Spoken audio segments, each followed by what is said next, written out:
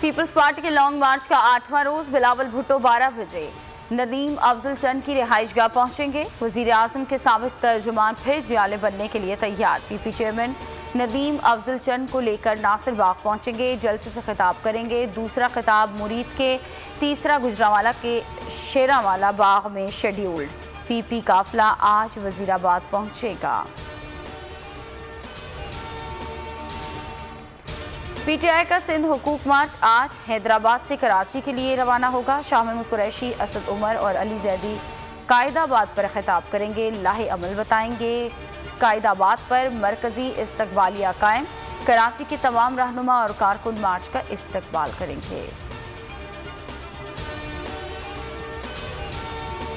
तहरीके अदम एतमाद नाकाम बनाने के लिए वजीर आजम मुतहरिक। इमरान खान आज मेलसी में पावर शो के लिए तैयार, जलसे से खिताब करेंगे। कच्चे हाउस में तैयारियां मुकम्मल, हजारों कुर्सियां लगा दी गईं, सिक्योरिटी के फुल प्रूफ इंतजाम। पाकिस्तान इस साल FATF की ग्रे लिस्ट से निकल जाएगा। शौकत तरीन कहते हैं कि इंसदादी मनी लॉन्ड्रिंग के लिए पाकिस्तान की कारकर्दगी बहुत बेहतर है।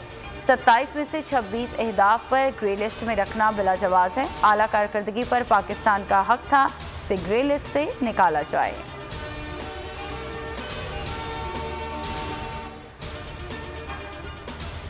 दस करोड़ पाकिस्तानी कोरोना की दोनों डोज लगवा चुके। 127 मिलियन से ज्यादा अफराद ने एक खुराक हासिल की। असद उमर का ट्वीट लिखा, कौमी वैक्सीनेशन मुहिम में अहम संग मील अबूर कर लिया।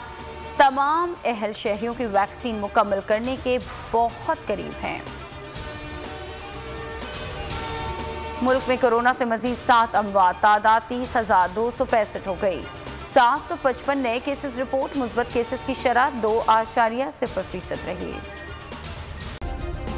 सब्सक्राइब करें और बेल दबाएं ताकि कोई खबर रह न जाए।